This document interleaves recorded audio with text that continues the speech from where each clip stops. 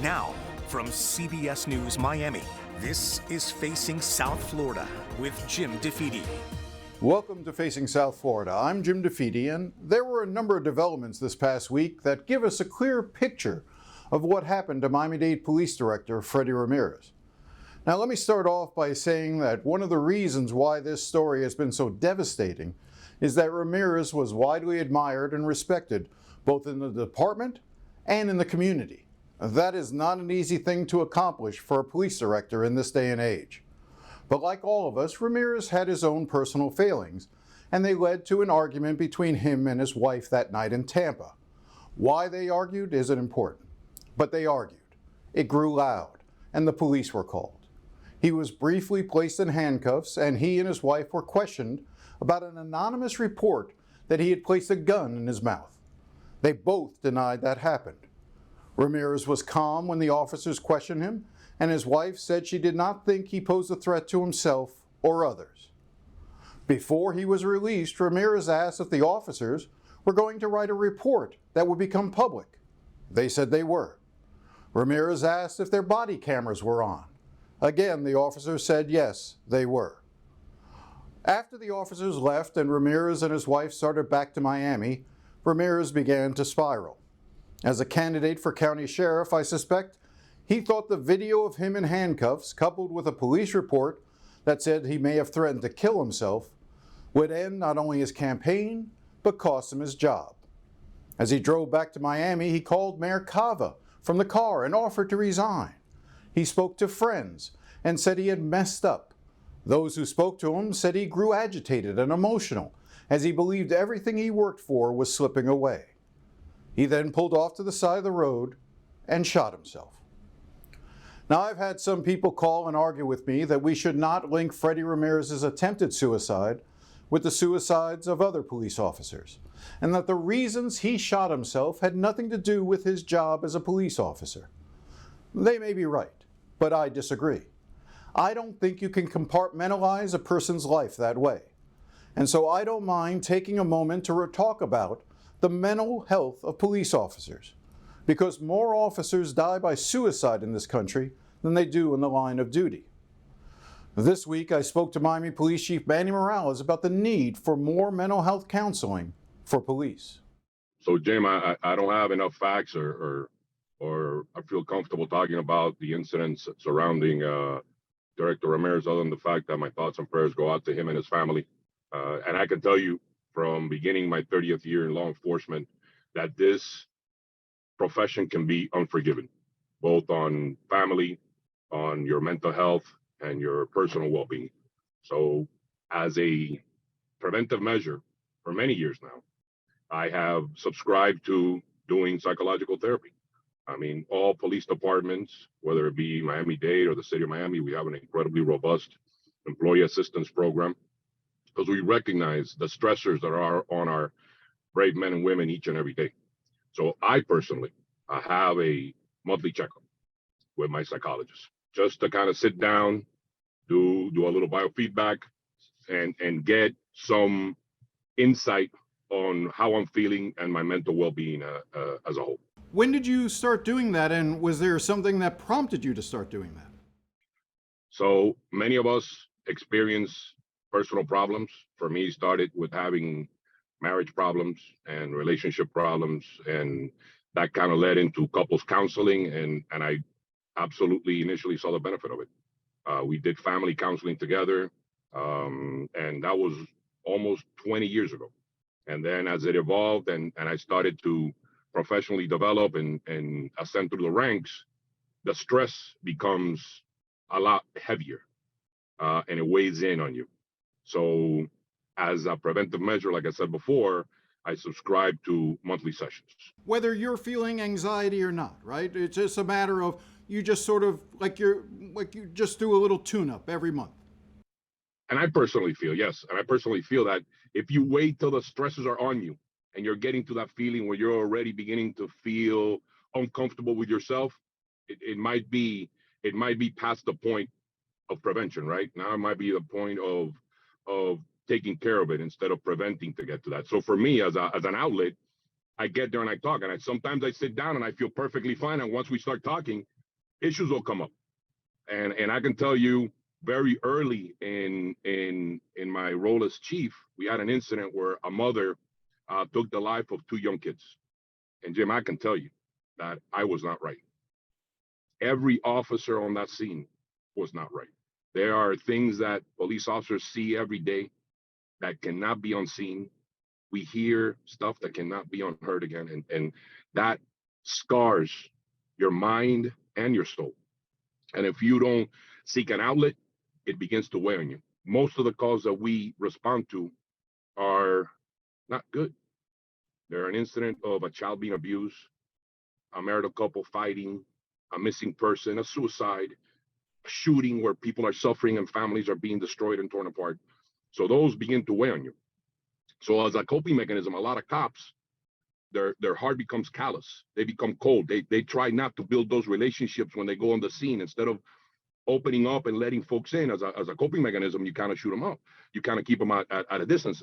In addition to that, we have seen from research, and the data shows that a lot of cops turn to alcohol and other self-medicated methods. So we have to be aware, and we do have programs in place to kind of deal with that and help our men and women deal with those issues.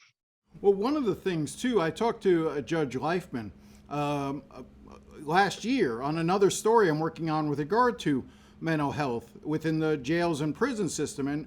And as an aside, he talked about how, you know, the types of training that officers can undergo, or the counseling opportunities that officers take advantage of and have done so more, is, he believes, one of the reasons why the number of police shootings in the city of Miami have also gone down. Blackman is absolutely one of the greatest examples and one of the biggest advocates for being aware of the impact that mental health and mental crisis can have on an individual, both officers and the public at large.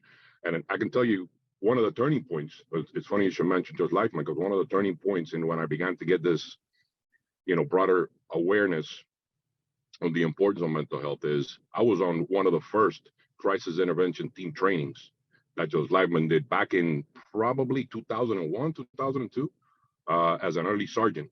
And I remember them telling and teaching us that. And one of the components of that 40-hour training class, which, by the way, the vast majority of officers in the police department in the city of Miami have that, along with de-escalation training, was visiting the jails and seeing individuals that were in crisis and getting to meet them, getting to speak with them and see what kind of triggers they have and the issues that they go through, and being connected to them in a more human level. And I think that helps a lot of officers kind of cope. And when they go out in the street, they understand. Not everyone they encounter in the streets is a bad guy. Not everybody they encounter on the streets that commits an actual crime is fit to go to jail. That's why we have diversion programs, we have placement programs, and we have a host of services to kind of deal with every level of violations that we might encounter on the streets. How difficult is it, do you think, to get officers, cops on the street, to buy into what you personally are doing? The idea of doing regular checkups with a psychiatrist or with somebody from the EAP program, the Employee Assistance Program. Is there still a strong stigma associated with officers who try to do that? Are they afraid of being seen as weak if they do that? And how do you combat that? So, Jim, there's a saying inside most police departments that cops hate change. The only thing that cops hate more than change is the way things are, right? So they're resistant to change. They don't like the way things are. So it is a little bit of a battle to get officers to kind of buy in on anything that kind of unsettles their daily routine, right? But we've seen some advancements. We have a incredibly robust peer-to-peer where we train police officers that are your peers, your friends, your colleagues at work, where you can open up and with confidentiality speak with them in reference to issues that you might have. And if they see an issue that requires some deeper attention, they can refer you to a psychologist. But just if you want to sit down and de-stress while you're at a critical scene afterwards, when we're debriefing, they're available for that. We have also a fantastic chaplain corps that comes out to every major incident and debriefs with our officers. They go to roll call. So if you have a strong faith base, belief, they can help you also deal with those issues. But it also changes in the academy. The way that we're teaching the cops in the academy now is not the same when I went to the academy back in 1994, right? We're just today, our police academy class 145 was having a community meeting and having a face-to-face engagement with folks in the community to let them know how they feel about the police department, what kind of an impact a good cop has on the community and what kind of an impact a bad cop has on the community, right? So they begin to get all this exposure and all this opportunities to let their human side come through. And I believe that is beginning to change that stigma, right? But in the police field, even though we're 22% female in our ranks, there is still a strong sense of macho. And I mean, especially in the Latin culture, you have that a little bit of a resistance, sometimes admitting and getting help. It can be seen as a sign of weakness. So we're trying to break down those barriers to get our officers the help they need. Is what you go through in terms of you doing the monthly check-in, is that something that should be required of all officers? Do you have that within your power? I would imagine that's a contract issue with the union. It's also potentially a cost issue. But would there be benefit to making it more formal and requiring it among officers? Or do you think that would defeat the purpose if you required cops to go as opposed to them voluntarily going? So funny you should mention that. One of the things that I want to do, so every year you're mandated to go and do an annual physical examination, right? Health checkup. If you miss it, you're subject to discipline, right? Unless you get a waiver from me. I'm the only one that can waive that requirement. So I want to have a synonymous program that addresses mental health. So one of the things that I'm exploring now is mandating every officer to go. But like you, I kind of question, the effectiveness of making folks and force them to go and having them be resistant. So one of the things that I'm contemplating right now is kind of doing a trade-off, right? You go and you do your monthly, your yearly psychology therapy session, and I'll give you a day off. We'll trade it, right? And then listen, even if you don't want to go and you're just going for the day off, my hopes are that you sit there and these trained professionals just sitting down and having a conversation, you might realize, okay, there's something that makes me feel uncomfortable that I want to talk about, right? And if I can just reach one officer who might be in crisis, who is kind of resistant to getting help, and by kind of doing this little program to kind of, and to incentivize them going in to get help, if we can get just one officer to get help and get right, man, I think it's worth it. When we come back, the college boards have said it will no longer allow high school students in Florida to earn AP credits in psychology because the DeSantis administration refuses to allow any discussion of gender identity or sexual orientation in psychology classes. This decision will impact thousands of students across the state. Stay with us.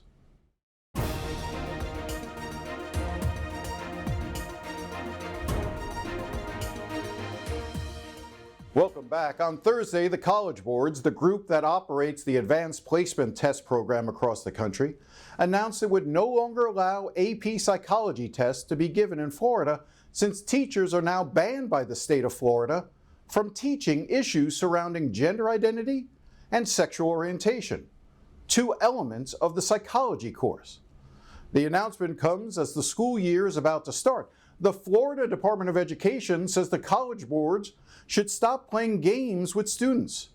Hours after the decision came out, I spoke to State Senator Rosalind Osgood, an educator and former member of the Broward School Board, about this decision.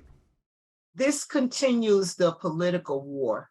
And I think that we must understand how critical the education of our children is, and we should not have it as the center of the political wars that we continue to see, the power battles and struggles. The College Board blames the Department of Education. The Department of Education blames the College Board. As a former adjunct professor at Nova Southeastern University teaching public policy, that AP course in psychology has been taught for years. There's no outcry that anything is wrong with it. I know that bills have been passed to say first that you couldn't teach any curriculum about sexual orientation and gender identity in education school, then it went to middle, high, now it's on a college level. I think, Jim, we have to get on the balcony. AP courses are critical for our children, especially our minority children. Those AP courses allow them to be duly enrolled a lot of times. By the time they graduate high school, they already have an associate's degree. We saw the same thing happen to an African-American AP studies course, in which the Department of Education had said had no educational value. I mean, we just continue to see all of these political wars and battles that cause these major consequences for our kids.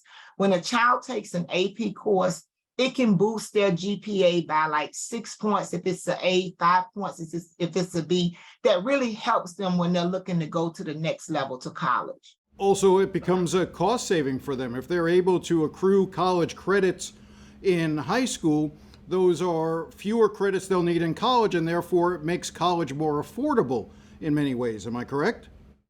Yeah, you are correct. A lot of kids graduate. I know in Broward County, they're duly enrolled. When they graduate high school, many of them have their associate's degree already. I think about Piper High School, where there was 8 or 9 students slated to take that African-American AP study course. I spoke with them during this past legislative session when that whole ordeal went down, and they were not able to take that course. The teacher had already been hired. I mean, you probably at this point have thousands and thousands of kids already registered for this course. So now you have to go back and reschedule them. And God forbid if they need those credits to graduate. I just think that we have to do a better job when it comes to education and our kids, that we don't involve them in political wars and fights. I mean, it's been horrific. We saw the African-American curriculum come out to suggest that Black people benefited from slavery. I find that very insulting, very heartbreaking when you think about the atrocity of slavery and what it did to destroy families and how women were raped and beat. It's other pages of that curriculum that says slavery increased by natural reproduction. Most of those Black women were forced to breed kids. Now we're going after an African-American AP study course in psychology, which is critical to our kids' education. We know that it's those advanced placement course, Jim, that pushes our children to think critically, just like history. This is the dialogue that's generated, this critical thinking. This is what gives our children the mind to create and invent things that's going to change the world forever, so that we don't repeat some of the things we've had in the past. Schools are a safe place for most children. There are a lot of tough things that kids deal with. If they can't dialogue about sensitive issues with a trusted person, as most teachers are with students, where are they going to talk about this stuff at? Many of them can't talk about it at home with their family members, because we as a society have not learned how to love our transgender and our gay students better. So this is a call to action for us that we just have to do a better job. Well, one of the things I know when I was dealing with the issue on AP African American Studies, one of the things that was often told to me by educators is that the ability to take AP classes, particularly for minority students, but not exclusively for them, helps give them the confidence to believe that they can handle college level courses, that they are in an environment in high school that allows them to realize that they have more potential to actually go to a college, whereas they might have thought otherwise before. Yeah, Jim, you're right. It helps them to think critically, because in the AP courses, you have the dialogue. I know Broward Schools has one of the largest debate programs in the state of Florida. So all of these kinds of things that force conversation and dialogue in diverse settings is how we build our intellectual capacity. We know that we were all taught you build your intellectual capacity by reading, traveling, and conversing. And that's what these AP courses do. It gives them the confidence to kind of have a trial run while still in a high school environment, while they're at home, they're structured. And for many, many kids, it is their only way to college, because some families can't pay for 4 years of college. So if their students can take AP courses, they can graduate with an associate's. They've already put the academic structure in place to be successful in college. If they're taking AP, it sets them up for scholarships. Some of them of Alpha Kappa Alpha Sorority Incorporated. This year, we gave away $56,000 worth of scholarships to a lot of students that were taking AP courses because they had GPAs. They were going to marvelous schools, all over the nation, historically Black colleges, PWIs. But it was the AP course that gave them the confidence, that allowed them to put the system in place that they could study on a level with rigor and preparing them to be successful in college, that they can communicate their ideas, that they understand how they're expected to build their intellectual capacity. I'm just blown away that we're even discussing this. There was nobody crying or nothing. This class has been taught for thousands and thousands of students for years. So why is it problematic now? Well, let's talk about that, because it seems to me that in many ways the issue falls on the college boards as well.